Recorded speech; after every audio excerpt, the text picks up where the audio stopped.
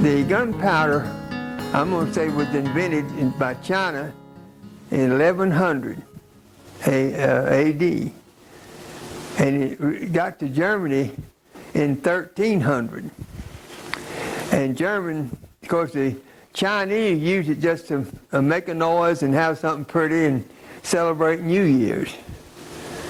Then when the Germans got a hold of it, they realized the power that it had and invented guns. As far as I know, they invented the first guns. And they, like I said, they started fighting each other and fighting everybody else ever since. They never really learned to not use it except for guns. That's why they use it now. At one time, though, the German people are very superstitious people. They believe in fairies and dragons and witches and everything that, like anything magic, that they figured that they would use it some way to improve their way of life. And when gunpowder came along with noise and the smoke and the fire, then they figured that would cure everything that they needed to do. The fire would get rid of all the devils and the demons, and the noise would get rid of the witches, and just the smoke would help the crops and make better crops. You shoot the guns into the fruit trees, you'd have better fruit. In other words, it was just like television. When it came along, it was going to cure everything, and the computers are going to cure everything. That was what they thought, and so they figured that would be the way it ought to be, and they would conquer the world back in that time. Anyway, as they began to have, there were a lot of wars. There were probably 15 wars from 1300 to, say, 1800. And everybody, every time when the gunpowder was invented and the Germans had guns, and then it really became war. But the war started back in the Roman days with Caesar. They went up there and burned everything. Where they came from was on the Rhine River, and a place called, and I don't pronounce this right, it's Palatina. And that's where the Germans lived. There's a very beautiful place. They had the river, there were communications, they had good land, they had weather, and they enjoyed living there. But once gunpowder was invented and wars were declared, it was just, the part that they lived in was destroyed about 6 times. Came in and burnt houses. The Huns came in and destroyed everything, and the French came in and destroyed everything. And then by that time, religion took part, and so they had the Protestant and the Catholics, and they fought each other every time they get enough money. And then once the Catholics, the Protestants won their fight, you might as well say, then they started fighting each other. They had the Lutherans and the Protestants. And every time they make enough money to buy a gun or powder, well, they had another war. And it was destroyed, I believe, 6 times, this whole area where our Germans came from. So they were ready to do anything to have a peaceful nation, where they could have a family and everything. About this time, of course, the New World was discovered. And they heard about it. I don't know how they heard things back in that time. They heard about it, so they started migrating up the River Rhine. I mean, probably 90% of the people from that area. And they finally ended up in Holland. Well, Germans didn't have any boats, but they'd heard about this new world and a wonderful place it was. And so they got in touch with the King of England. And he said, okay, I'll take you over. I'll take you over by boat. I'll give you the land. Then you can pay me every February so much. I forget how much it was. It wasn't very much. And so instead, but now, while the Germans were fighting each other, the English were building boats and discovering new worlds. They were out there making something out, and the Germans were still fighting each other. But they came over, they had a lot of them, they were called indentured servants. They would pay somebody, work for them 7 years to come over. But the King of England would grant them a land and everywhere that they could, because they were just on the East Coast. The English ships came into Philadelphia and Baltimore. So they finally, there wasn't enough ships. Have to remember, they were small ships, and a man had families. They had big families right there. They maybe had 10 and 12 in the family, and that's just about a boatload. And so they had to wait. And while they were waiting, they moved from Amsterdam, Holland, over to England and lived there for years. And one of the reasons, and then they went to Scotland and lived there. Then they went to Ireland.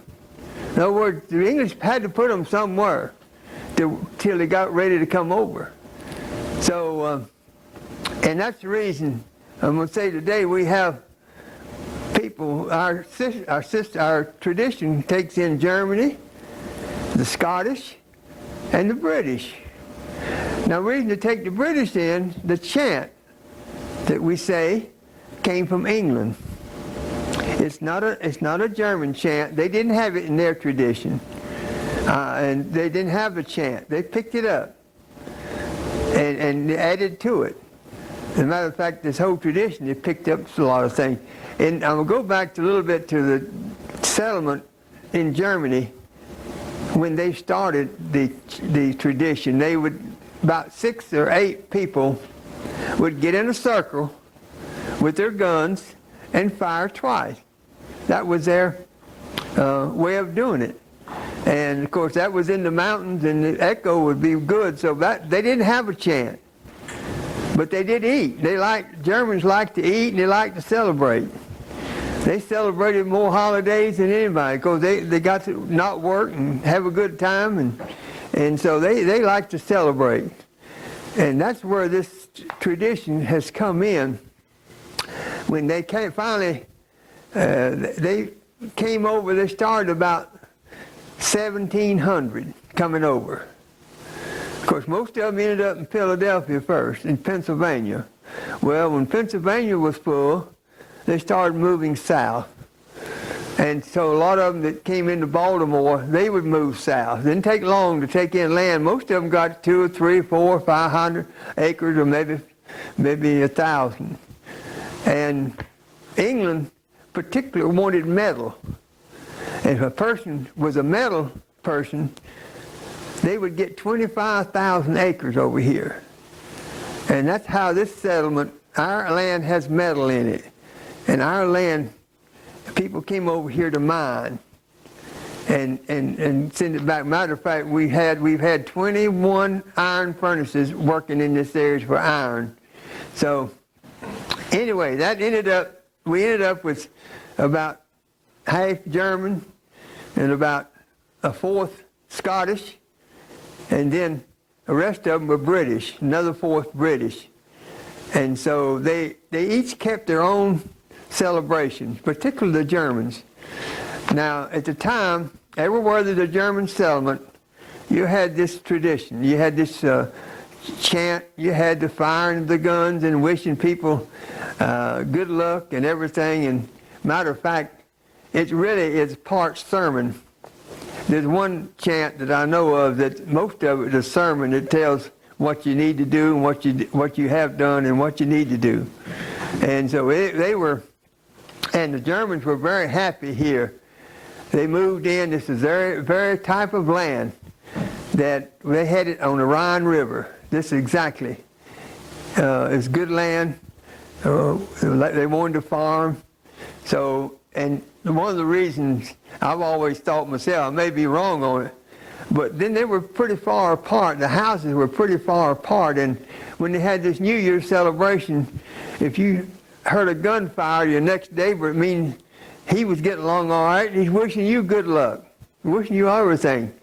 And it wasn't, a lot of times this gun, we celebrate the firing of the gun, but Germans had other celebrations. They would go around at the same time at New Year's with a fiddle and sing to people. They would invite you in to something to eat. Every time a group would come, any kind of celebration, the people would invite them in to something to eat and something to drink. I'm going to go back a little bit to my grandfather Strap. I remember going over there when I was a kid. In his well house, he had a 50-gallon barrel of locust beer and a 50-gallon barrel of persimmon beer, and he had peach brandy, and he had apple brandy, and just about anything that you could drink. And they'd gather out there and build a big fire and just have a good time. All those people knew how to cook. They'd eat supper, and then they'd go somewhere else, they'd eat again. I've heard them talk about there were 4 places they eat one after another. I don't know how they did it, but they were going up to the Marsons and the Carpenters, and we still have that tradition of doing that. Anyway, about that time, coming over, now you had this tradition was in Texas, it was in Mississippi, it was in Alabama, Pennsylvania, everywhere the German settlement. Now, they had this tradition of firing the muskets.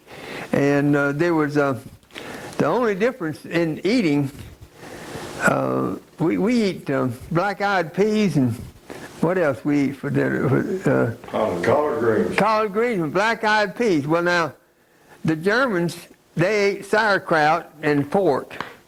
They didn't, and a lot of people said you ought to have turkey, but turkey scratches backwards and the pig scratches forward, and that's the reason. That's right. And Germans wouldn't do anything to get backwards. They wanted to go forward all the time. So this country, I go back, as far as I can remember, a fellow named Matthias Straub landed in Baltimore in 1685, and I forget how many years it took for him to get to Alexis here in North Carolina and Gaston County, but he came in around 17 and 70, somewhere in that category. Then from there, his descendants came to White Pine. This was the name of this town, was White Pine, and settled on Beaver Dam, which is not too far away. So that was the beginning of the New Year's shooting in this area. Now, there were 4 sections that shot New Year's in this area. You had Beaver Dam, you had White Pine, you had Indian Creek, then you had Bethpage. And I can remember 2 other ones. And I have a picture of Peter Sain, who said the chant up in Bethpage. So anyway, they came on here and they started. That's where they started, at Beaver Dam. And we still shoot there. That's been 200 years ago. We shot for Peter Sain, over at the restaurant. That's right. We shot for Peter Sain. You were alone on that one, weren't you? I started shooting. And did he say the speech?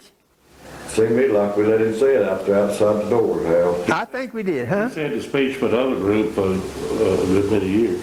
Well, no, he wasn't. This was before the other group formed, I believe. No, I don't know. It might be. I don't know. Anyway, he was in a rest home, and he was just so happy to see us that, he just hadn't. And I always wanted to go up there and try to find out some of the routes he went and who went with him, But now we got our group, like Sid Beam and all that Beam crowd, they were at Indian Creek, and as things gradually going into one, all of them ended up at Beaver Dam down here.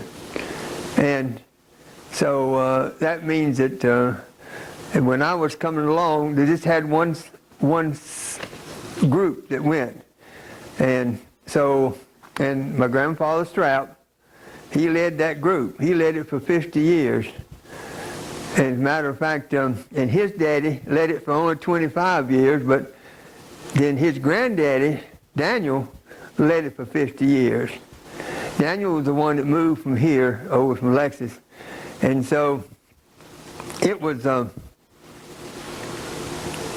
can remember my grandfather and Sid Beam and Sam Mooney. Sam Mooney carried the powder. And if people drank too much, Grandpa Strap wouldn't let them have any powder. So he cured that thing right away. All them old Moonies. Like old man Tom Mooney's daddy and Lee Mooney and Noe Mooney. Well, this one came from Stanley. I can't tell you too much. This Sam Mooney came from Stanley. But I don't know. There are a lot of Moonies in this crowd.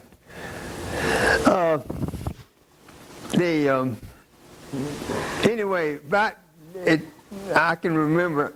Now, when first time I didn't go shoot when I was 6 years old, but I went out to Grandpa's and ate and watched them get started. And from there they went to the Carpenters up there where Grandpa had a sister named Sarah. And then I'm not going to talk about that right now, but anyway, that's how it got here. Now, Different chants that come over. all right, yeah, there are different chants. The chant is one for the ladies, which I've been wanting to use again. Vance Sellers used to say it for the ladies. After the war between the states, a lot of the men, they weren't here anymore. They were killed, lined up in the grave somewhere, and they had a lot of old maids. And Vance always said the speech for the ladies. And it's a lady's speech. It's a very good speech.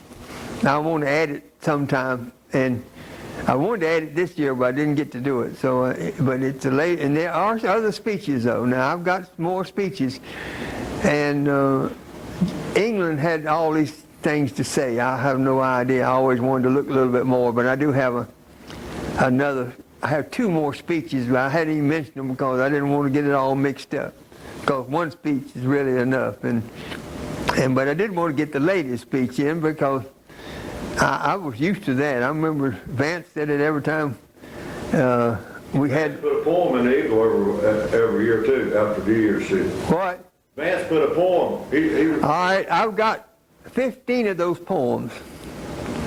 I might get somebody to read one of them a little later on. I want somebody else to get in this thing. Now, I don't want the other one to do it. We are, but Boozy's gonna get in it. Well, when y'all decided want in, you can start. I'm staying in the background. All right, y'all mentioned you. Boozy ought to. He was.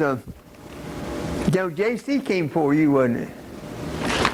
All right. Now I've got a JC's chant, and then was Jim before you too? Me and Jim was together. You and Jim were together. I don't know how much money I spent in this thing. Bunch of it. Huh? Bunch. You got a house. All right. Now powder. When I first came home from the war, of course I immediately joined the group. I went. The first time was shooting in 1945, and powder cost $1 a pound. So, and it wasn't too long until the powder went up, and one of the time back in about the 50s, I guess it was, I ordered about 100 pounds. I got Roland to order first and to order it for me, and when the powder came in, well, they had the FBI right behind it, and that was when people were blowing up different things, and so the first said, no, we don't use it. Here, go see Hal Strap. And so they came out to see me, and I finally explained what we were doing and everything, so we didn't have any more trouble. But about that time, we decided we better incorporate and get us an organization, and so we did. We do have incorporations. We're going to get into that a little later on too. We are incorporated. We're a private organization. We can't. Nobody can make any money. No officers can get any money. So anyway, it's but in the powder business, we did along pretty good. But the powder had to come by train. all the time. You couldn't send it through the mail. You couldn't send it on a bus or anything. You had to come by train. Well, then the trains quit running in 1954. So we got these Carolina truck drivers. They were coming right by these powder mills and factories, and they would pick it up. And we'd get it from them. It still cost about $1 a pound. And then a couple of powder mills blew up. And we didn't have much, we didn't get much powder ahead of ourselves. And so we had to, at that time, there wasn't any powder, there wasn't any gun shops or anything else, but we had to visit mines. We went all over South Carolina, all over Tennessee and Virginia getting powder. We finally got enough powder, but we just barely did. Before we did all this, so I will go back to Vance Sellers, back a long time ago. He'd get in his old automobile and went to Granite Quarry.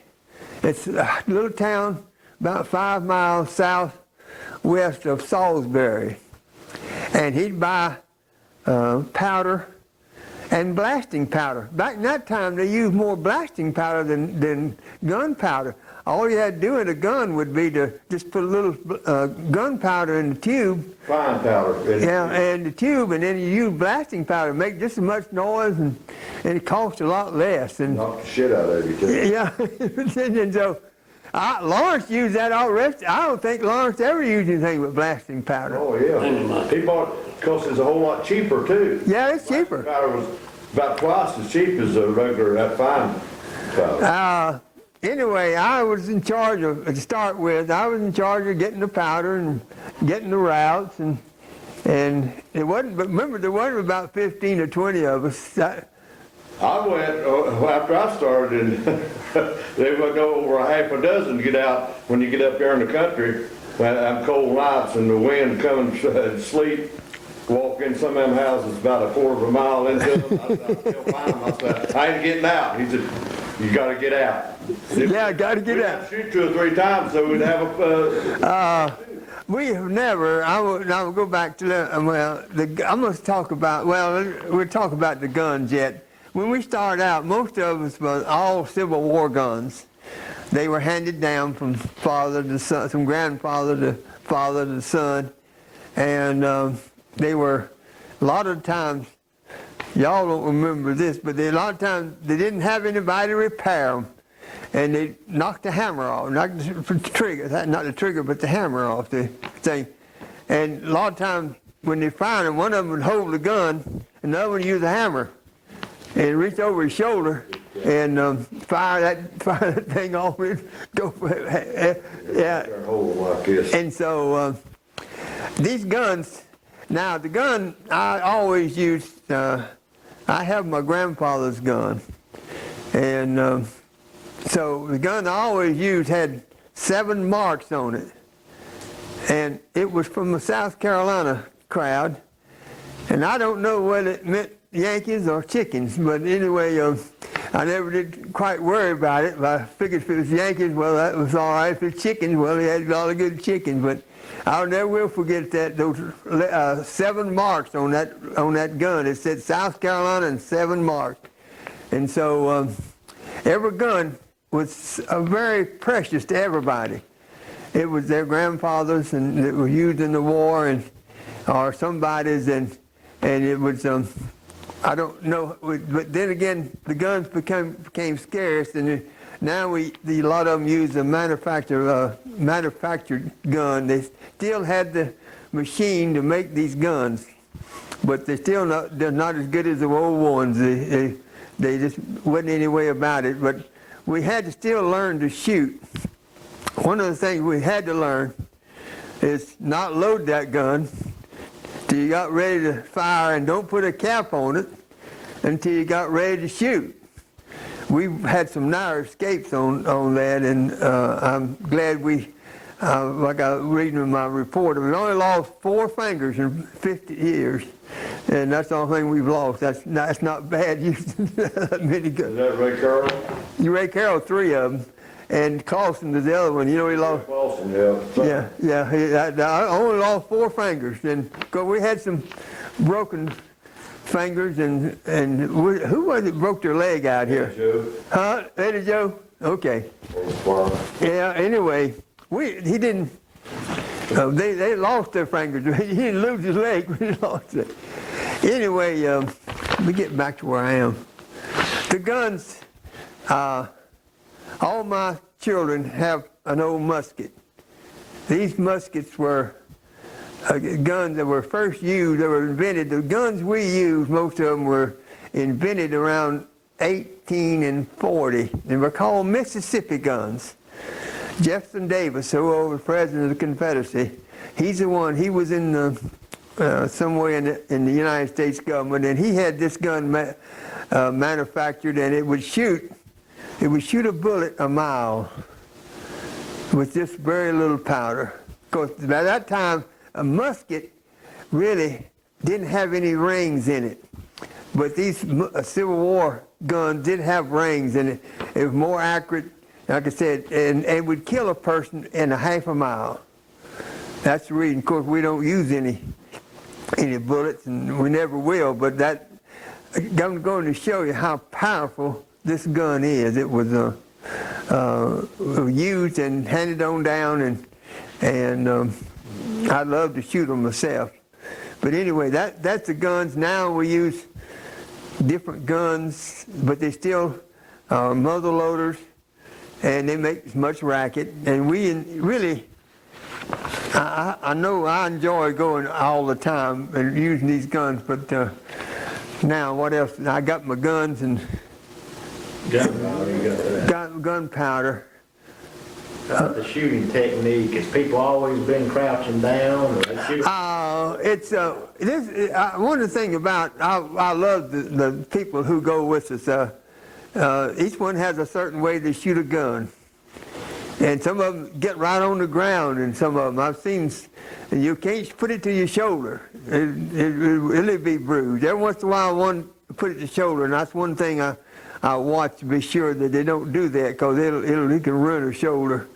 It has a powerful kick to it. I've seen guns go as much as 30 feet in the air.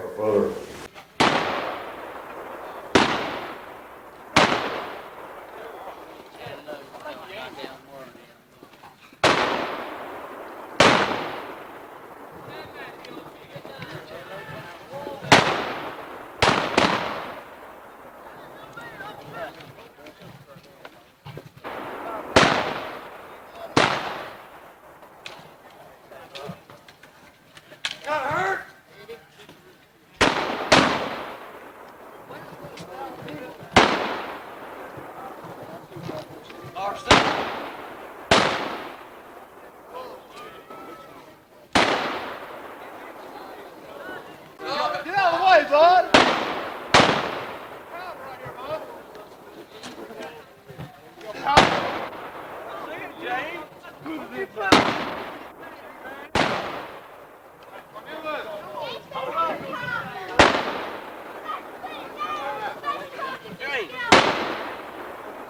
Are you gonna shoot today?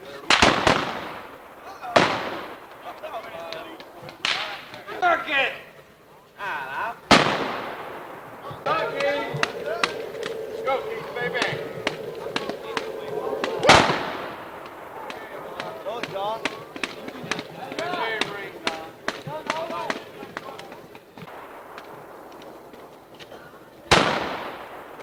Out, Buster. Let's hear it, John. Jimmy, I don't believe put no power.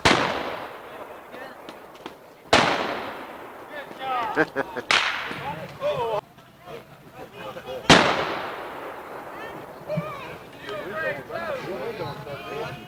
We didn't know we were quite a bunch of people showed up.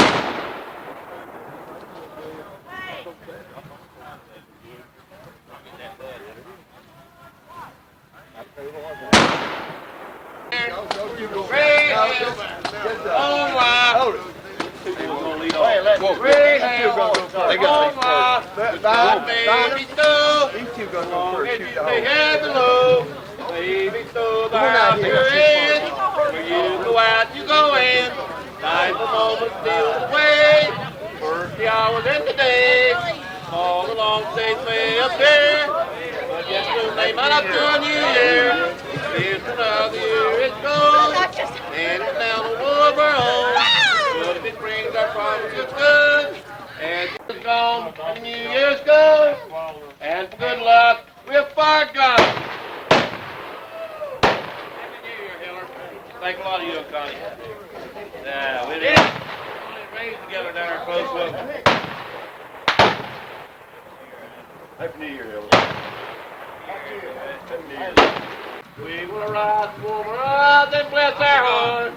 For the old year's gone, and the new year's gone, and for good luck, we'll fire guns.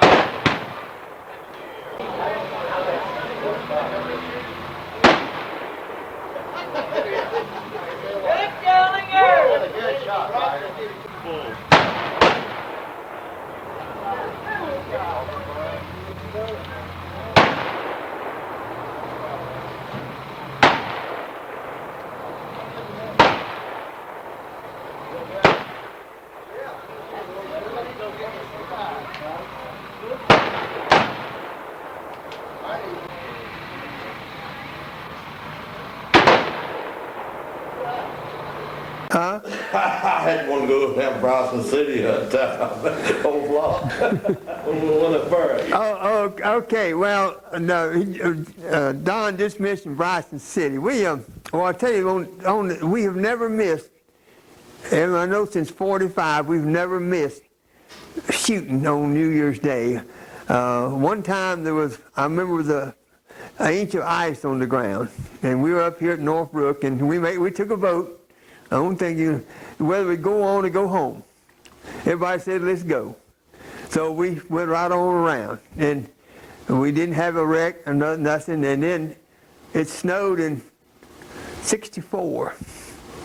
It snowed, I know it was 7 inches in 64, and that night from 12 o'clock till 6 o'clock. And we took another vote. We eat breakfast at Chapman's that morning. Yeah, and we took another vote, and we decided we wasn't going to go home. We just go. The only time we missed a little bit, I remember one New Year's, it got down to 0 degrees. Most of the time, you fire that gun enough, the barrel will get warm and keep your hands warm. But that night, that barrel was frozen, and we missed. We went down to Sherwood Randall, and built a fire in his basement, and we missed 5 people. We just skipped over them. And went on around the next morning and everything. And so the next night, I really caught the devil. I missed 5 people. They said, you didn't shoot for me, and me. And we had to go back and shoot for them the next day. They wouldn't about let us get by with it. I forget who they were, but they let me do it. So anyway, it's always been a lot of fun. And people really do it. They just enjoy it, and we have a good time. I don't believe anybody. I'll tell somebody, it's almost a sin the good times we have, to have that good a time, and don't cost that much.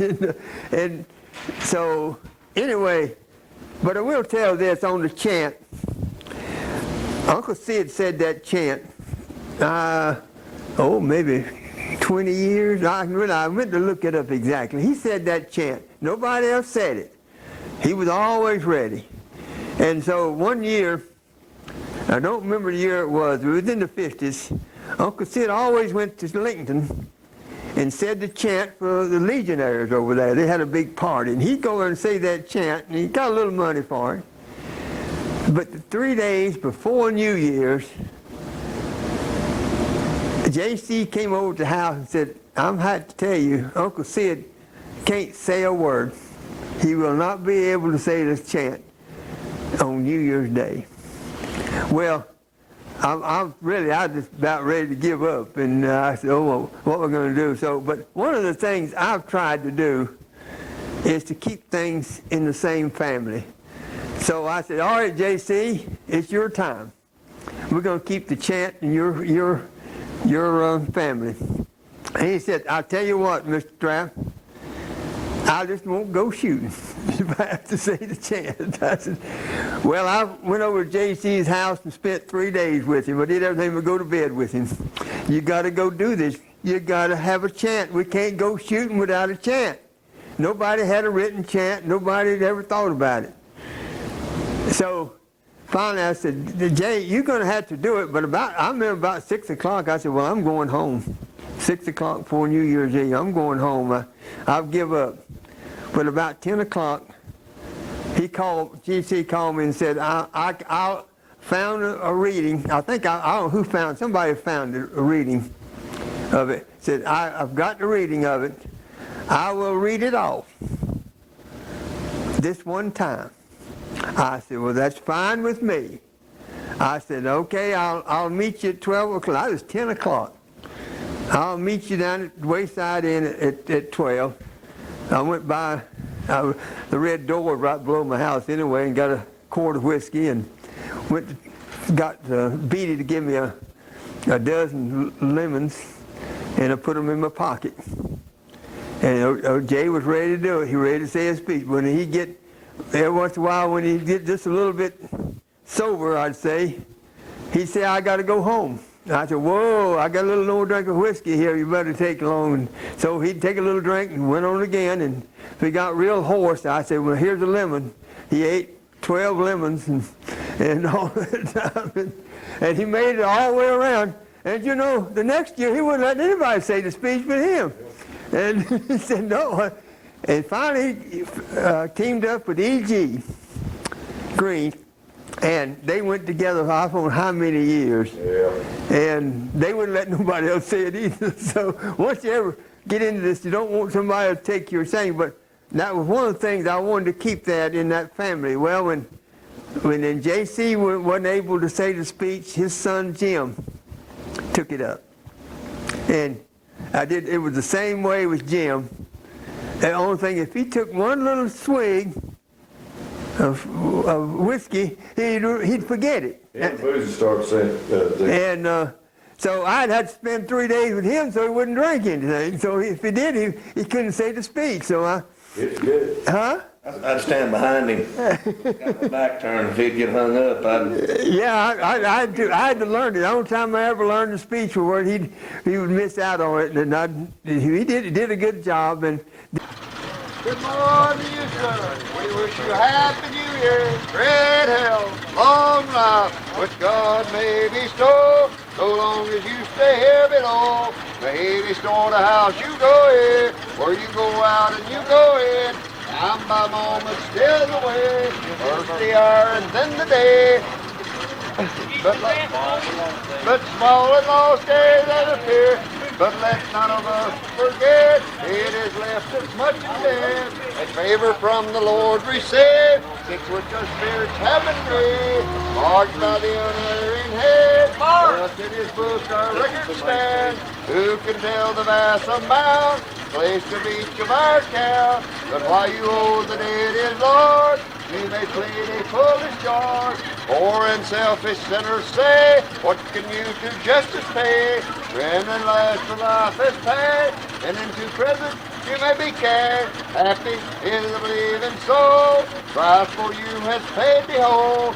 We have this New Year's morning call you by your name, and disturb you from your rest. We hope no harm by the same, as we act compel us your desire. And if it be your desire, our guns and pistols they shall fire. Since we hear of no defense, you shall hear the heart sigh. When we pull trigger and powder burn, you shall hear the voice of our guns. O daughters of righteousness, we will rise, warm our eyes, and bless our hearts. For the old year's gone, and the new year's come, and for good luck, we'll fire our guns.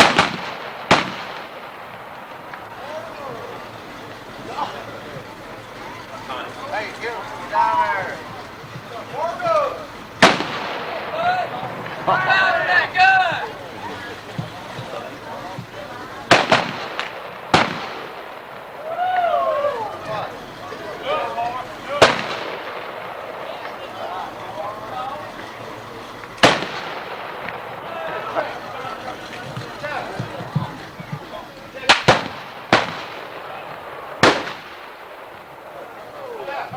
We'll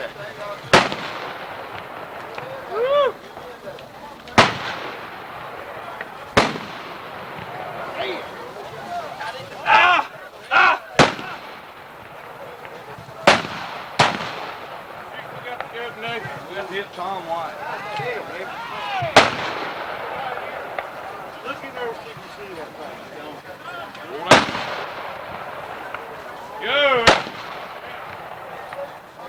Let's go. We'll go out. We'll go. Back down the road. Ready? Jump that. I know we got to go again. Or we...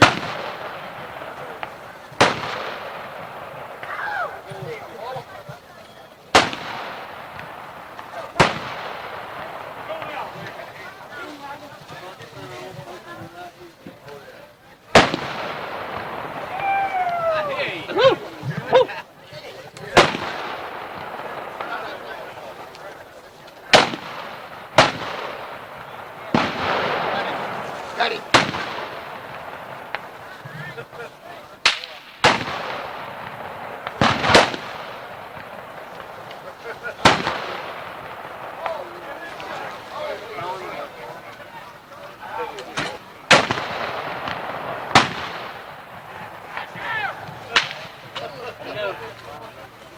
Dang it, twice.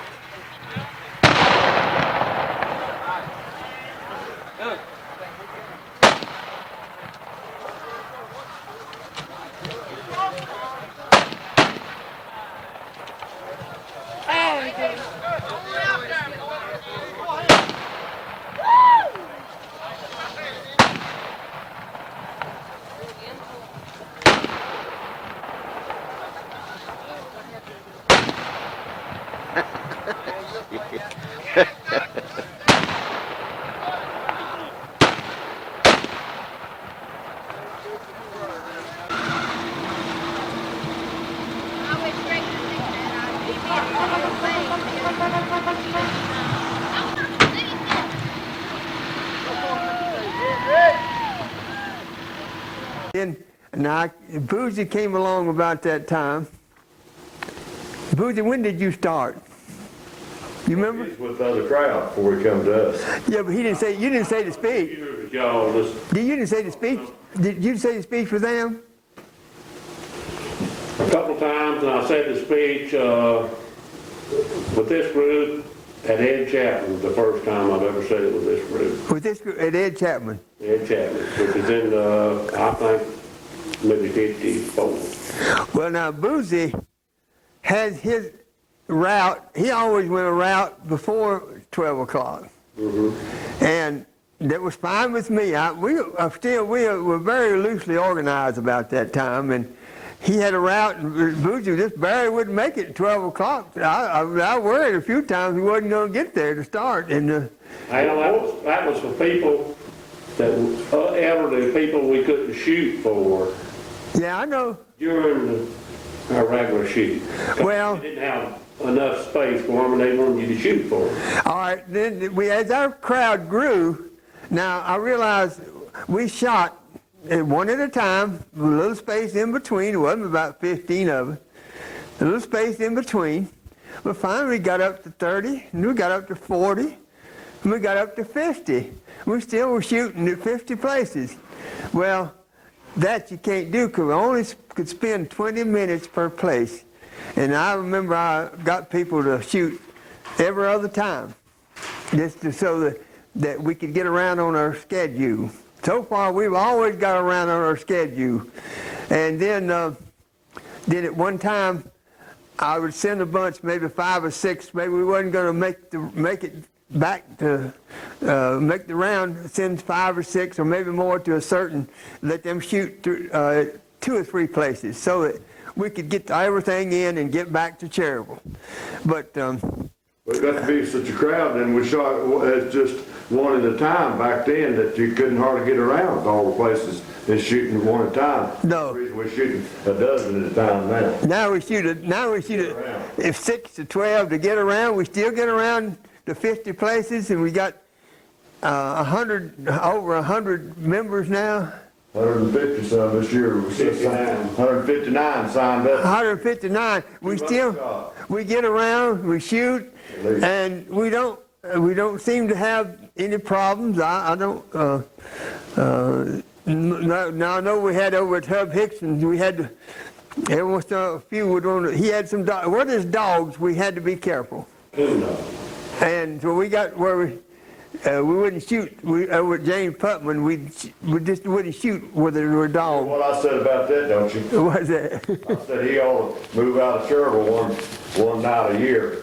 Well, I agree with you. Because the New Year's shooters are going to be shooting regardless. Well, the dogs. Well, anyway, we've managed to satisfy most people that if something was going wrong, or with the sickness too close, or the funeral down at Carpenter's, we wouldn't shoot down there. And if people, then somebody would call and want us to shoot for them, but we could never change our route. That's the route we've been going, the same route. We changed it, 10 years ago and started. Well, we used to shoot all up down Main Street at all the businesses till we started knocking out all of the weather lights.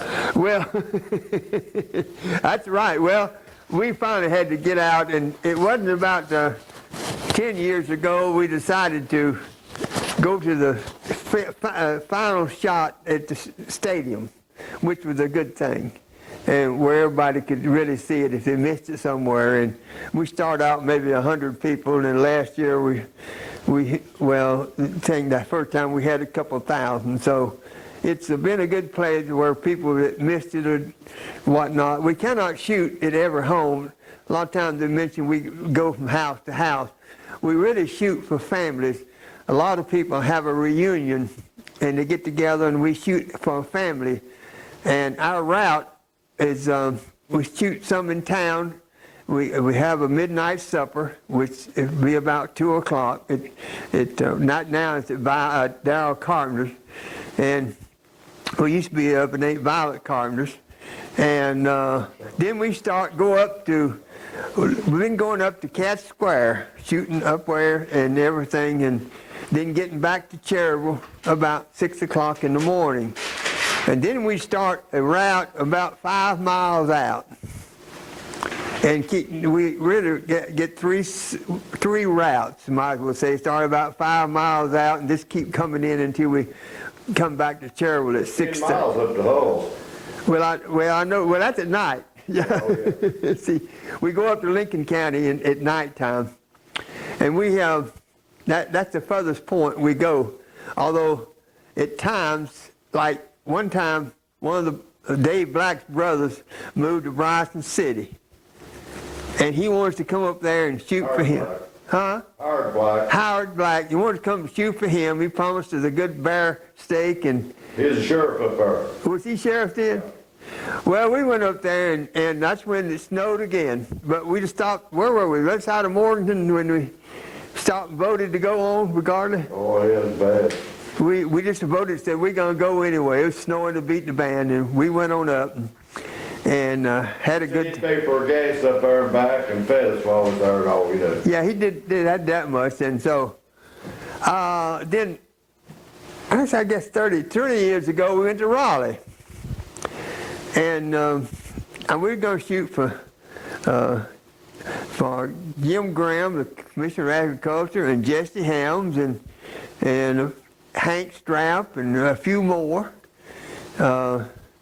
And we went down there one day, and I told Mr. Jim Graham that, now you tell all the policemen now, we coming now, we got guns and make a lot of noise. And he told the county police, but he forgot to tell the city police, and we pulled in there at the Capitol and unloaded about 25 or 30 people with guns across the shoulder, started walking across the Capitol grounds, and first thing I knew, they had blue lights all the way around the Capitol. I mean, they were flashing lights, and I said, oh my gosh, and we finally, Jim Graham was there, and he said, you know, I forgot to tell the city police I said, well, go tell them now. And old Jim was about the biggest Democrat you ever saw, and we'll forget, I said, now Jim, I'm gonna tell you, when we finish here, we gotta go shoot for Jesse. Well, ain't no bigger Republican in the world than Jesse Helm. He said, I can't go out there. I said, yeah, if we're gonna shoot for you, you're gonna have to go with us. And so Jim had one of those limousines. Well, Jim wouldn't ride, I forget how he did it. Anyway, Lawrence had a chauffeur, and Lawrence crawled in the back there with a big cigar, and he had little whiskey places there on that thing, you know, and so about now I got Lawrence back home. But anyway, we got shot for him, we shot for a cousin, and we shot for the Nursery Association, and we shot for a cousin on the way over and on the way back. It was, we had a big time, and we want to go back one more time anyway. And then one of the next, where we went out of town, we didn't go out of town too much, but we... What to Newbern? Huh? What to Newbern one year? Newbern. No, wait a minute, say that again. Newbern. Went to Newbern, one year. Oh, okay. They had a Big celebration. big heart celebration down at Edenton. The Northern U was Edenton. Yeah, that's right.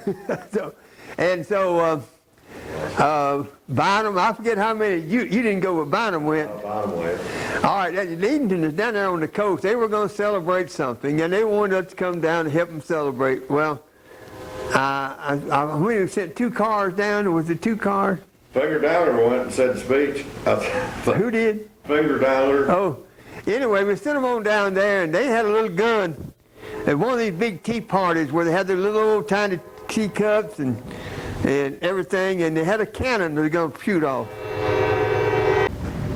Okay, they went on down there. Of course, they had a good time. They would stop and shoot along the way, and when they got down there, there was I forget what it was they were celebrating, some kind of health or something. Anyway, when those guns went off, all those little teacups jumped around. I don't think they had a teacup left. It just broke all of them. Those blasts, and they shot the cannon one time and it didn't make any noise at all. And every time the newspaper would get a roll of film, they would go off again. And they had a big time. Everybody had a big time, but they sure showed them what was the noise that could be made. And then they came on back. I'm sorry I don't have any pictures of that. But Bottom's got some film of that. I don't know, maybe his wife. he's lost it. Well, I think Wesley laughs out. Anyway, All right, now, a couple of my nephews went with me. one of the things that I said when I started out, I wanted the speech to stay in the same family. It's always been, everything stayed all in the same family. Like Boozy, the Downingers said, his forefathers said it. Well, the homeless, of course, they always had something to eat. That was the famous anyway. We always used to eat down there. But one of the things about Don, he has a very special way of kissing women. Oh. And his wife always give him a 24-hour pass to kiss as many women as he could. Now, not many women would do that. So and that's how Don, he said, now I've got to shoot first so I can get around to all the women. But I said, okay, you're the man that's going to lead off. Now, Don had a gun that never failed to go off. That's another reason. He never failed to go off. Some people get out there and the gun wouldn't go off, and it wasn't right. But he always had a gun that went off because he knew if he got off, he'd go out and kiss all the girls. And so that made him happy, and his wife was happy because she didn't have to kiss him for a week after that. All them women will kiss. Well, I think she limited to 100. Now, I 2 at a place. Not for sure, but I can remember a couple of places, and Creola House was one of them. It wouldn't let us leave to Don. He went all ready to go get him, bring him back, and kiss Creola. Hell, women wouldn't let this. Well, Fred wouldn't have nothing to do with it. And so, but we let him shoot first so he could do that. And that's how he got that, and so he's had it ever since. But now, I never will forget, and I told this story down there. Somebody, forget who family came, wanted to shoot, and they wanted to shoot. Well, they shot. Finally, they said, we want to shoot first. We tired of Don Holmes shooting first. And I said, okay, how many people you got shooting? So you got 5. I said, well, we got 15 homeless. If you can whip those 15 homeless, you get to shoot first. And so they didn't show up no more. That was it. So we haven't had any problem. Our elections have been fair and square. Well, there ain't that many homes that's going more. Really. Well, I know, but when they were going then. There's a good many then. Brother Rob, he used to go, he's 86 years old now. Yeah. And he I'm used just- to go with us. And, We not told it, yeah. well, my daddy, I don't remember my daddy because I was the last one of 11 young'uns. But, and he died 3 months before I was born. But he went New Year's shooting, son. And all those old pictures that you see around, put up different places, were took over at 8 Texas house, that house was built in around 1800. Yeah, it was almost, it was before 1800, 1700. And anyway, that was my great grandpa. That's the first homes they built that house, and Bo Yeah. Boyd Holmesley renovated that house, and he still lives in it to this day. It's a good place. Yeah. I hate we don't shoot there. And that all them old pictures just took over on the front porch of that old house. Yeah, I got them. And I don't know why we don't shoot. I think it's on account of Bo's wife No, it's on account of those dogs. messing up the Bo won't take those dogs off. whose dogs. Bo has some dogs. He used to have some beagles. Well, I started about 50 years ago shooting. I remember the first shot I ever had. I was in the Navy. First year I was in the Navy, I come home. Me and Sherwood Randall was home on New Year's Eve, and we were following around like most everybody else done. I'd never shot a musket in my life. I said I'd never shoot one of them things, but I had brothers shooting them. And up at Ain't Violet Carpenter's, why Big J Beam says, how come you boys ain't shooting? I said, I ain't shooting that thing. He said, well, you ought to be shooting. Said, there ain't many of us shooting no way. Said, you need to be shooting. So I looked at Sherwood, and he looked at me, and we backed each other out about shooting. So I don't know which one of us shot first, but Jay, he said, I got a gun, an extra gun here. Said, take it and shoot it. So we double shot that gun all night and all day. We didn't miss a shot after that, and I've been going ever since, except one year my brother was laying corpse, and I didn't go that year. But other than that, I don't know. I could tell many stories, but a lot of them I can't tell. What year was that? That's 1951.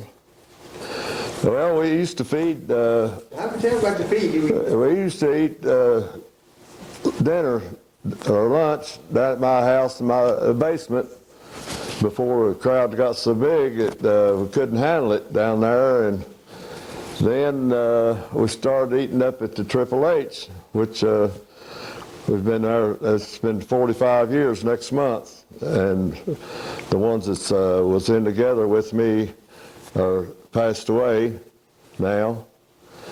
But we ate at Triple H for quite a while. Then, well, I don't know. It's just got where there's so much to do, and I wasn't able. I mean, I couldn't be there to help and fix and prepare the food, and they kind of got tired of doing it, I reckon.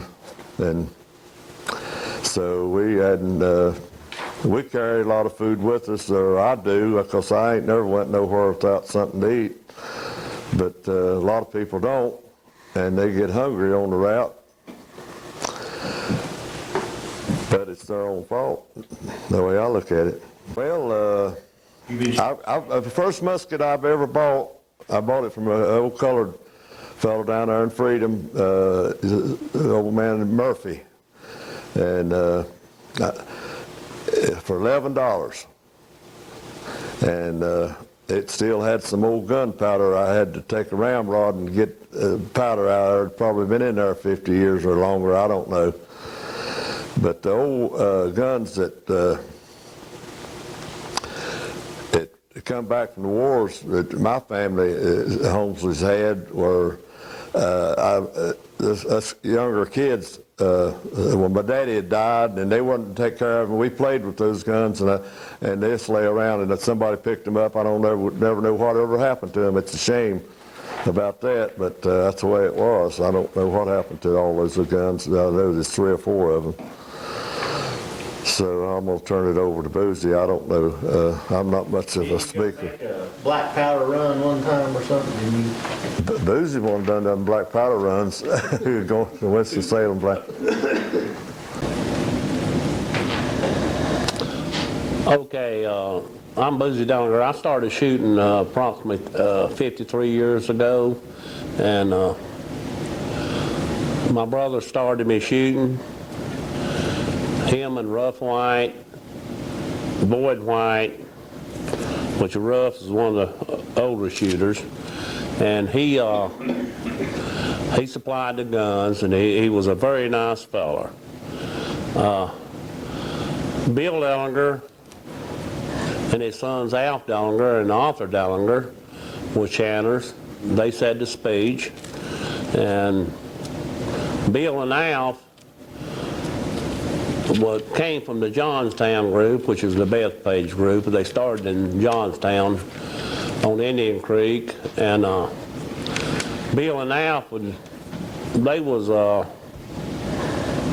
I don't know what you call them, they wasn't backward people. They was people that liked to shoot and carry on a tradition, and they would climb up in a tree and say the chant sometimes, and you could hear them for 5 miles. Both of them was very, very good. Well, all 3 of them, Arthur too. And I know one time Arthur Dellinger told me they went in horse and wagons back then, and they always had them some whiskey or whatever. And they went to this feller's house one time, and they called him out 2 or 3 times. He didn't answer. And about that time, a jack brayed in the barnyard. And they just said, "Hello, Mr. Jack." And they said the chant for the jack. Took him a drink and went on. Went to the next spot. And getting a little more closer to our time, my brother, he shot 65 years whole, and he got me started, and which is one of the highlights of my career. And they shot, well, I asked Clara Beam, which is Sid's boy, and Lawrence Beam's daddy. I said, "Clara, did you ever remember shooting anywhere besides the Wayside Inn?" He said, "Yes, I did, sir." He said, "I remember shooting down here on the Tot Dellinger Road. We started there at Ed Scruggs." And it wasn't but a few years they shot there. And that was after they shot for the straps. There was a couple years void there. Started over at Hal's grandpa, right, Hal? Yeah, that's right. Yeah. And then in 1936, they went to the Wayside Inn, which is a joint down here on 150, which everybody in Cherryville knows and whatever. Don shot there, and that's where they started. Eating joint. As a eating joint and a watering hole, and they shot there to 1976 for Dwight Sweat, and that's, yeah. And then we always shot second at Dave Black's, which is an old family from Crafts. And so when Dwight closed up with ill health, we moved to Blacksburg and started shooting there. So we shot there from 1977 to 1999. That's for the first shot. That was the first shot. And so the millennium at 2000, I went to Mr. Black and said, Mr. Black, would you mind coming up to the stadium and let's start up there, because we're going to have some festivities, fireworks and whatever. The city approached you about changing the stop. Yeah, and I went to Mr. Black, so the other group got involved, and they wanted to shoot too, so we told them they could shoot, no problem. And so we went on from there, and Mr. Black got sick, and he couldn't come up there, but his daughter represented him.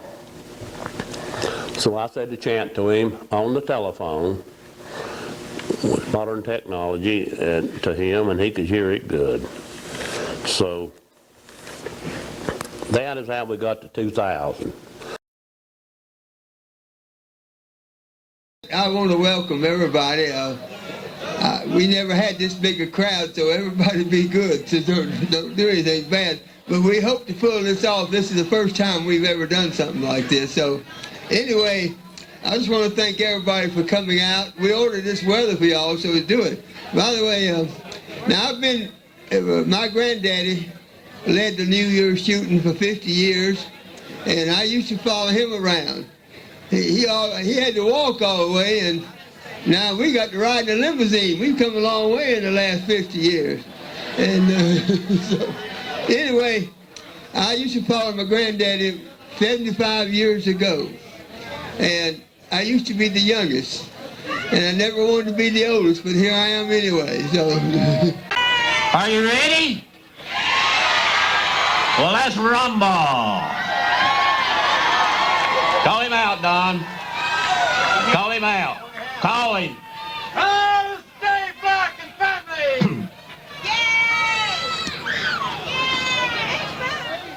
Good morning to you, sir. We wish you a happy new year.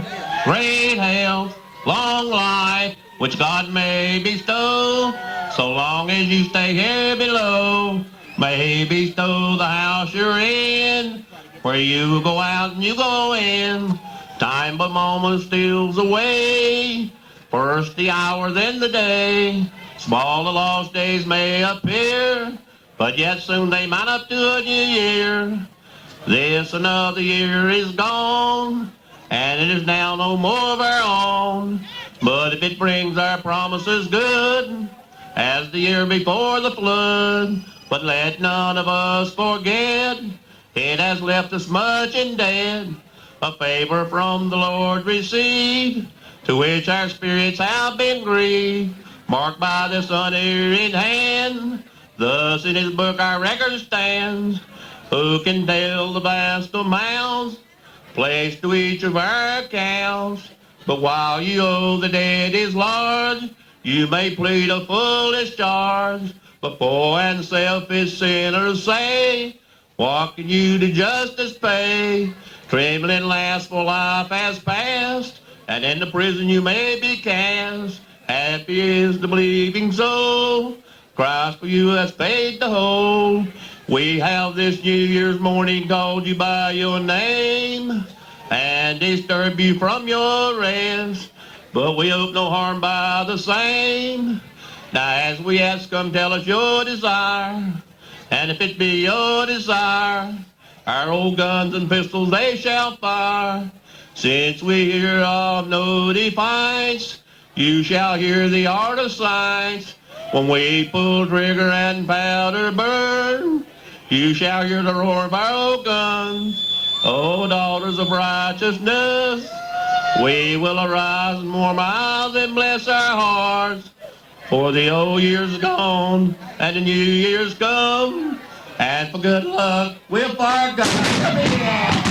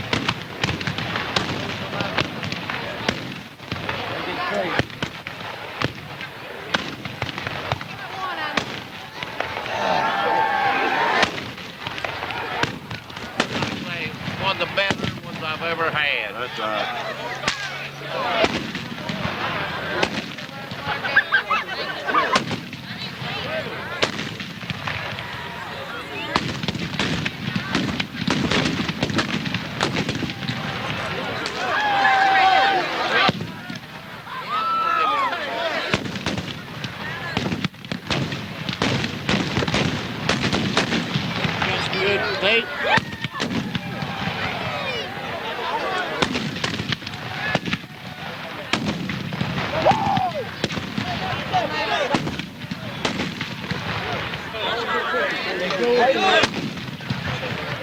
Get on out there.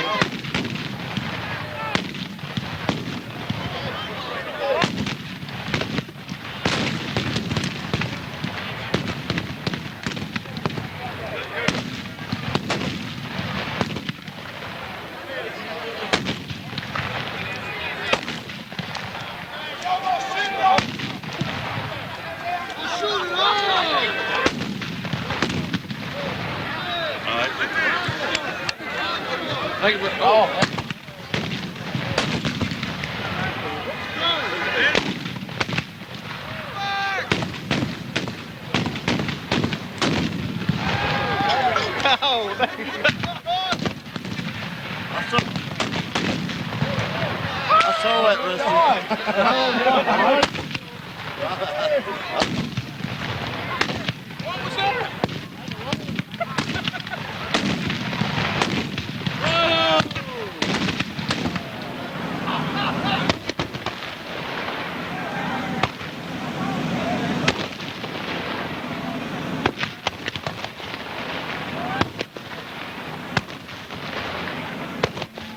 And I know a few years back, I asked Don Holmesley, I can remember it real good, to maybe eat at his restaurant and feed the people we shoot for.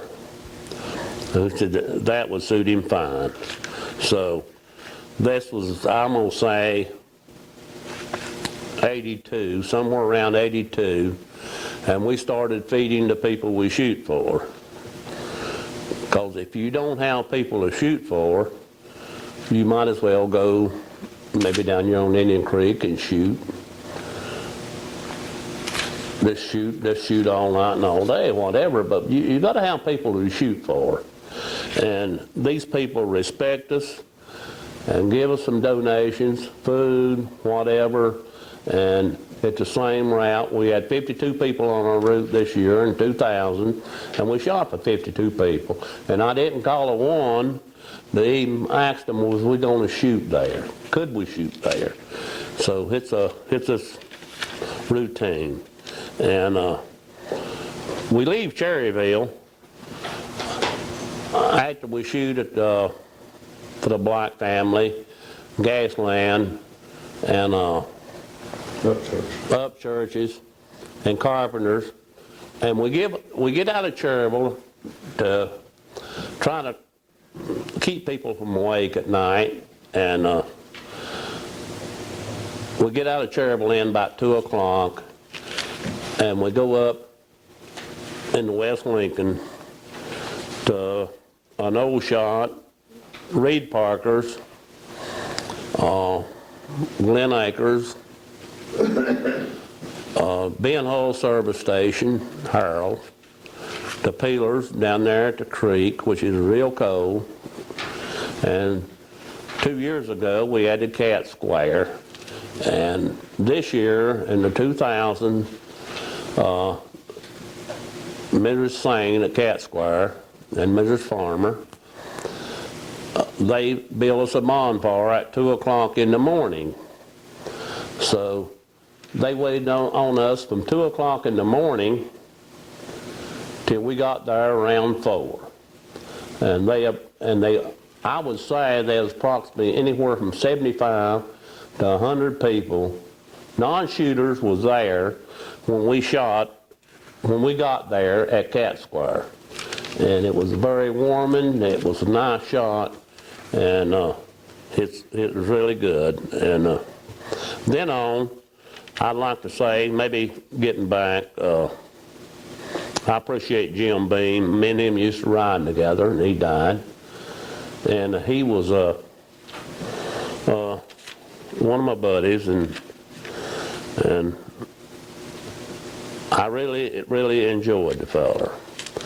And I can remember going to Rough White's for breakfast, and when he had breakfast, you eat rabbit, which he caught in boxes. Ruff was an old farmer and whatever, and didn't spend much, and he'd catch rabbits up, and that's what we eat for our breakfast. And we came back in Cherville at approximately 7 o'clock to shoot for Lee Weatherly's, which in 2000, that was our 52nd shot. 52nd year we have shot for Lee Weatherly's. In 2000, that's how many years he's had his store open down there. Which and Lee, he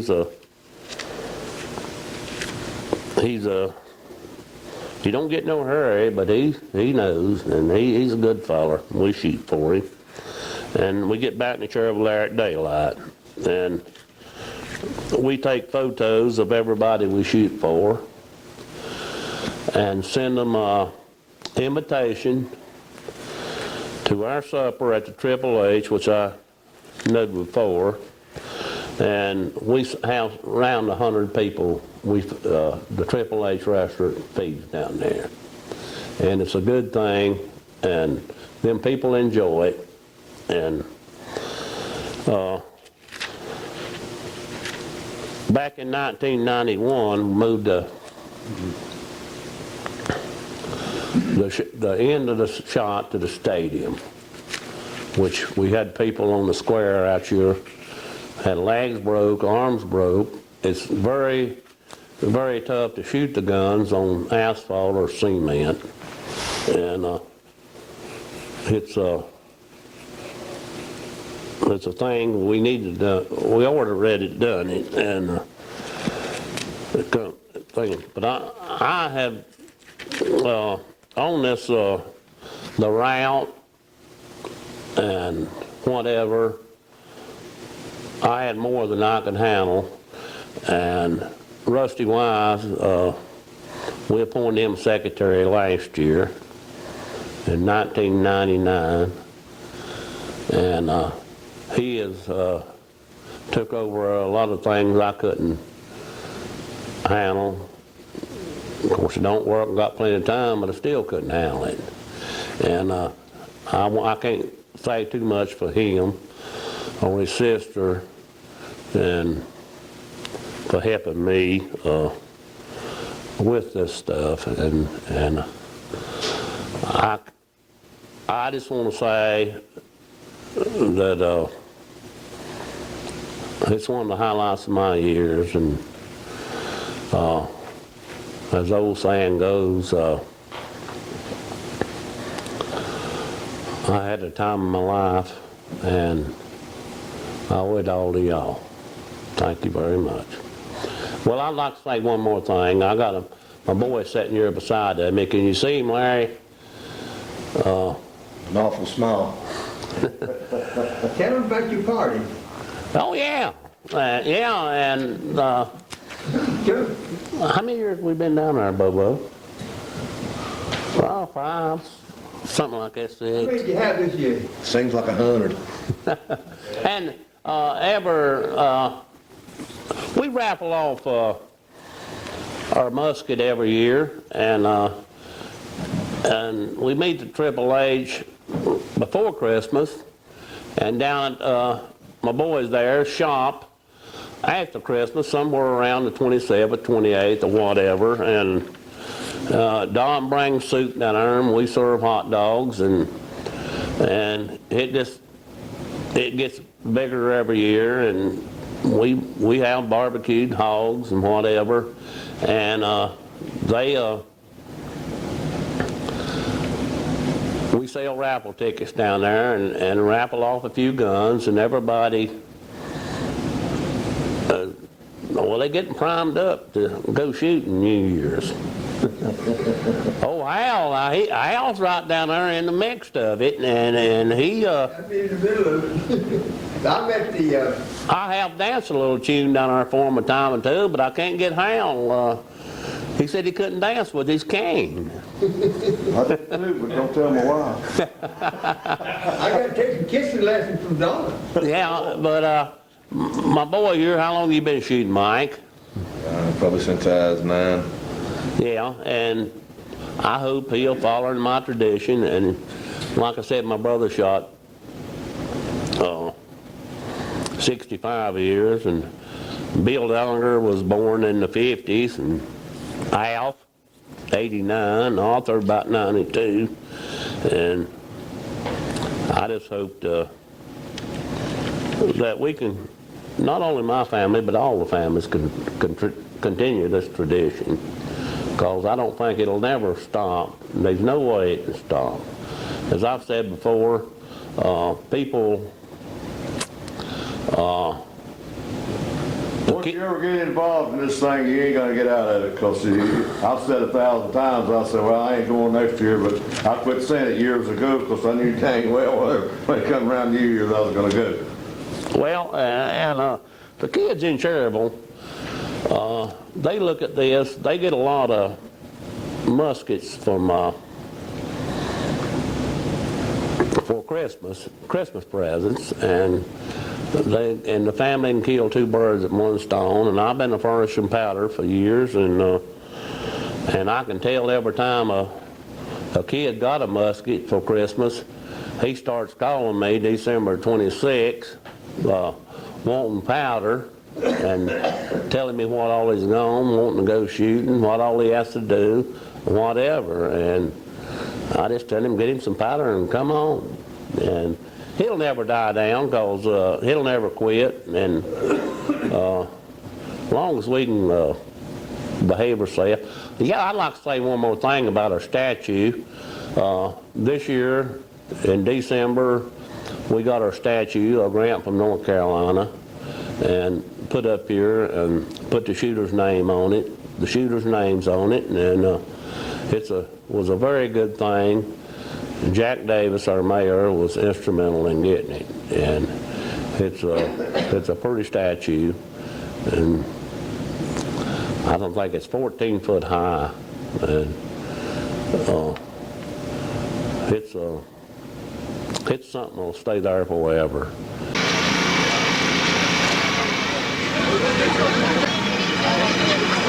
May be so long as you stay here below. May he bestow the house you're in, where you go out and you go in. When the old year's gone and the new year's come, and for good luck with fire guns.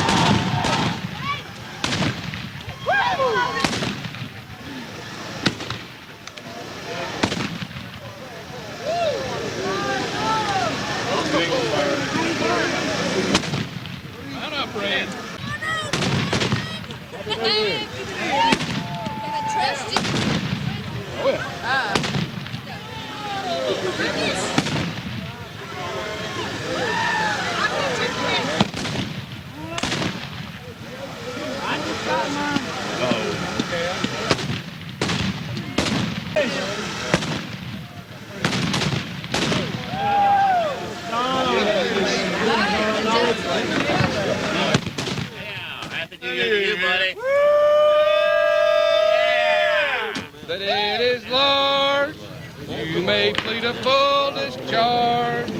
Poor and selfish sinners say, what can you do justice pay? Trembling last, for life has passed, and into prison you may be cast. Happy is the believing soul, Christ for you has paid the whole. We have this New Year's morning called you by your name and disturbed you from your rest, but we hope no harm by the same. So as we ask, come tell us your desire, and if it be your desire, our guns and pistols they shall fire. Since we hear of no defiance, You shall hear the art of science when we pull trigger and powder burn. You shall hear the roaring of our guns. Oh, daughters of the righteousness, we shall arise, warm our eyes, and bless our hearts. The old year's gone, and the new year's come, and for good luck, we'll fire guns. Happy New Year! I like how he spoke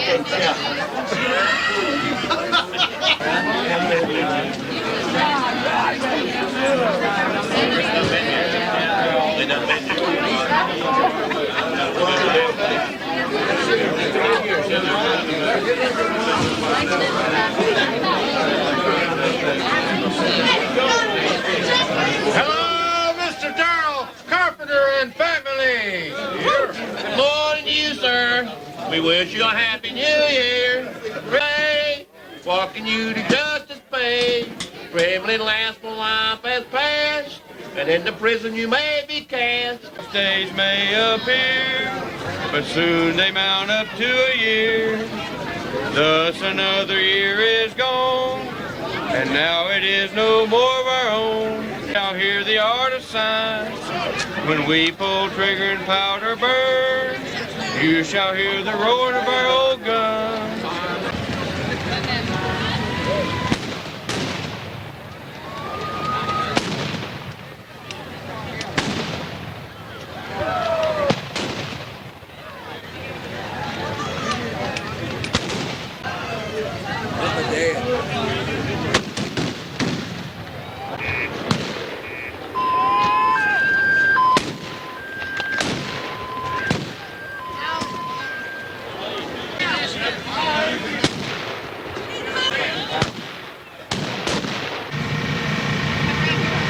Glasses on, they're probably. Let's sing it. Hello, Miss Glen Acres, all acres. How trembling last your life is past, and into prison you may be cast. But happy as the believing soul, Christ for you has paid the whole.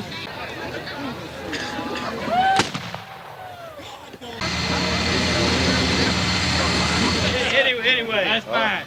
Hello, Mr. Reedy Parker and all the Parkers. You are here below. May he bestow the house you're in, where you go out and you go in. Time by moment steals away, first year then the day. An apple and orange there? Hello, Teresa Morgan. Year's gone and the new year's come, and for good luck we'll fire good.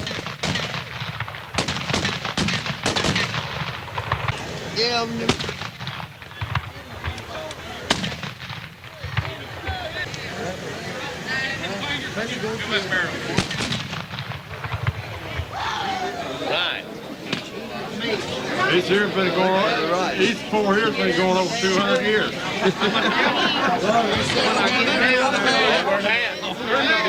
I said over 200.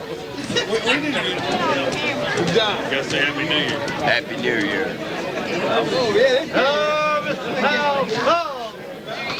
Good morning to you, sir. We wish you a happy new year. Great health, long life, with the old year's gone and the new year's come. And for good luck, we'll fire guns.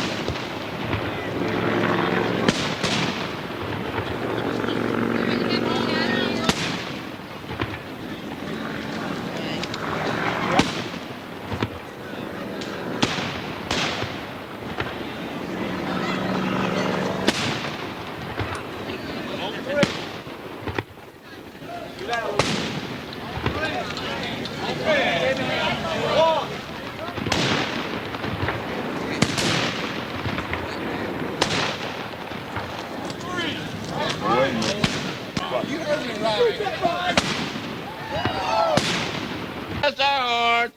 For the old year's gone and the new year's come. And for good luck, we'll fire guns.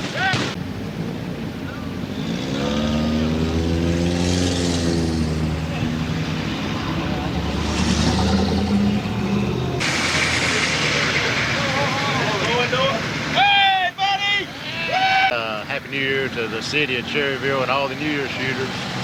And hope everyone has a safe and holiday. Happy New Year. Trigger and powder burn. You shall hear the roaring of our guns. Oh, daughters of the righteousness, we shall arise, warm our eyes, and bless our hearts. For the old year's gone and the new year's come, and for good luck we'll fire a gun.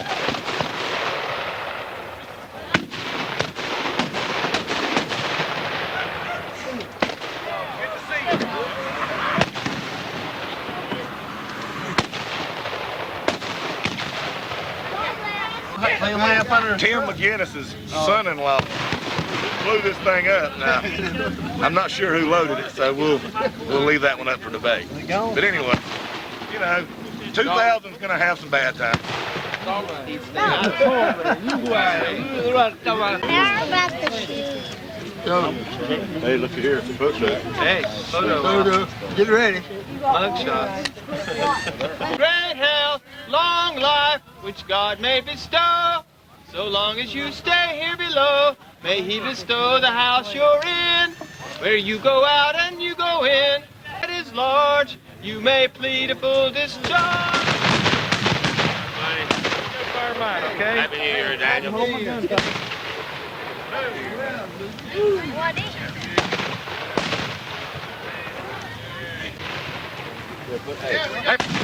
right.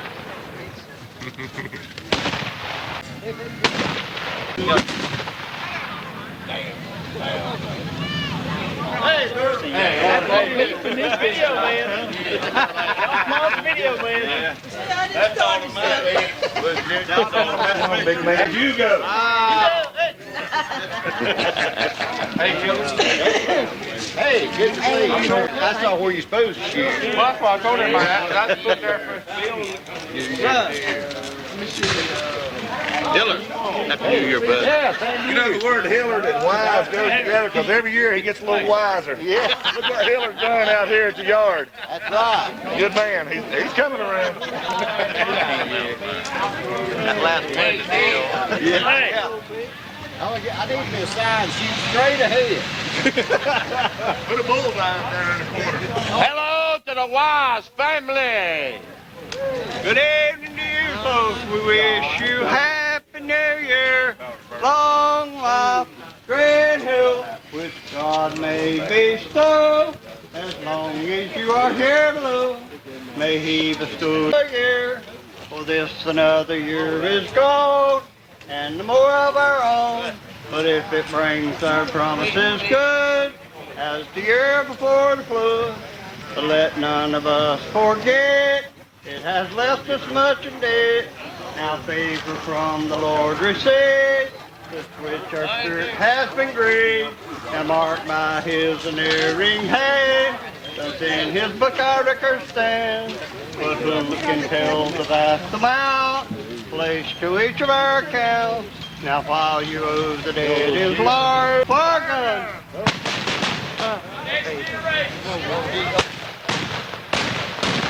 Hey, G!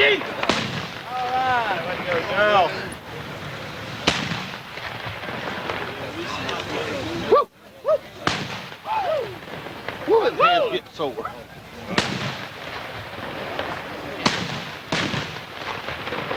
Put that in your pocket.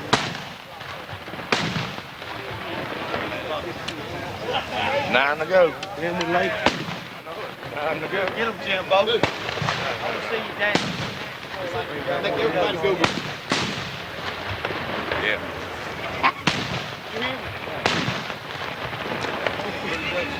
Too bad news.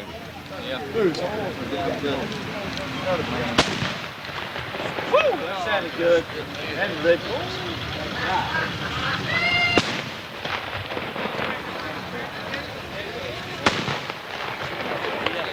I'd like to go down. Let's go down the hall.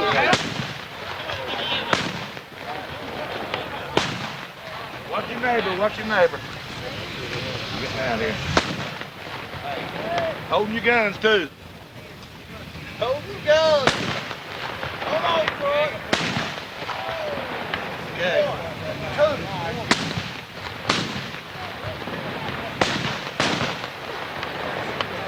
Go ahead, Boo-Boo. Get him, Don. Woo! Get out there, Uncle Shug. Hell, there's 2 red, white, and blues.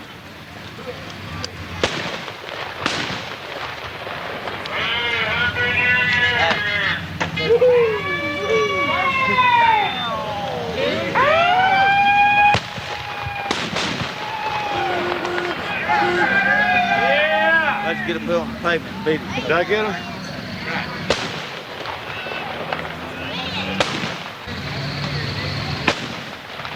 All right, guys. Happy New Year. Thank you.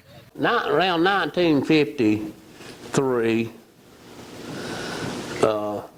maybe 54, the groups, one group, a bunch of people got together and said that they was going to start a new group. Well, my brother went with them. I went with them. Lloyd Hebner, a few of them. Dan Black and Lloyd Straff, Hal's cousin, was instrumental in getting it up. And I've heard 2 different stories, and I think this needs to be left on the film. That was, some of them was claimed they was getting money. Sid Beam and them was getting the money and the liquor, was from Roy Taylor's. And I think Sid got the whiskey. I've been to Roy's Kitchen a few times. Yeah. But I don't know. well, I know. And I think Sid got the whiskey, and Dan Black didn't like it. So I don't know whether the other group, that had to be the reason, because that's the only reason I know. Hal, did you, Lloyd ever say anything to you about it? No, you have to remember, we couldn't shoot with 50 places, and they wanted to shoot, a bunch of them wanted to shoot at their place, places. And, That wasn't it, Hal, because I know. well, I don't know. I Yeah. never even worry about it. Yeah, I didn't either. You didn't ask my question. Did you ever talk to Lloyd about it? No, never talked to him think about it. I think it was before 53 or 54. No, it wasn't. Too. No, it wasn't. I don't know. It didn't take too many away. We never did. No, well, we kept on, and I rejoined this group. Of course, I could see ahead. I knew it would be it was the better group, and it would be the predominant group, and it was, and it is, and it is now. Well, So we have we outnumber them 3-1, and we got a better organization, I think. Myself personally, I don't know, but that's not the thing about it. But they do their thing, we do ours, Right. and Everything. if they want to do whatever they want to do. Have they got a charter? I don't know. I would say so. Well, we got our charter about 1960, and I know right around that something. Yeah. But tell about over at my father-in-law's about Sid Bean walking the shadow. Well, I'm gonna let you tell that, Don. I wasn't with them. That's back when there's a Was Frank with him? No, that's back before our time. That's before we ever started. Well, you get over here and tell them about it. No, just go ahead and tell you. That's back when they carried lanterns and everything, you know. Say that again. Over behind my daddy-in-law's down there at the creek, they had to walk this log across the creek. Sid walked the shadow and fell in the shit creek, what it was really. Yeah. He blamed on the shadow, but He saw 2 logs. Yeah. He walked the shadow, he didn't walk the log. Well, I enjoy going for the fellowship with Hal, Don, Rusty, my boy, Amen. and all the rest of the people. And Absolutely. people comes in here one time a year. I know this year See people on the route that you don't see but once a year. Right. We had people this year flew in from Colorado, Pennsylvania, West Virginia, Delaware, Florida, and they just come in once a year, and it's something. And some of us in church was flying. Yeah, something I really look forward to, and it's and I appreciate. Well, I want to say this. I appreciate Larry Wright here. He does our video, and I appreciate Rusty again. He just does it all. We need people like He makes it easy. We need people like Larry and Rusty and Hal and old Big Booze and Little Booze. Bobo. But it's a good thing, and I just enjoy doing it. But you know, my wife has never ever saw me shoot side of speech, but because she gets fed up this stuff, and about the 1st of December, people come to getting powder and New Year's Eve. And New Year's Eve all day long, and they wait to the last minute and. That's the reason you got it. I gave you that. Well, I said that in front of the preacher when I got married. There's a couple things I was going to do. Yeah. But I ain't going to say about one of them. But one of them was New Year. I said, I'm going New Year's shooting every year. And the preacher told my wife, said, now, you heard them 2 things he said he was going to do if you wanted to do it. And she said, well, I reckon I have to go along with it. So, I know. I remember shooting one year, and we went down to shoot at Don Holman's house, and he stepped in a hole out there in his ditch. don't tell that. But he was Yeah, my wife, he turned his foot over, and they thought his wife and daughter caught him. us drinking. Thought he was drinking, and he was.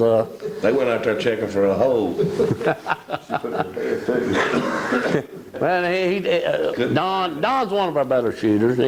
He likes to shoot. I'll tell you what happened. Sandy Beam, she died, but she gave me a drink of brandy, and that flipped me. That ain't no lie. I thought the hole flipped. Well, that wasn't too big a dang hole. Well, okay. Rusty, you got anything to add? Again, Rusty and Larry, and they help us. We went to shoot for Waco this year, and then we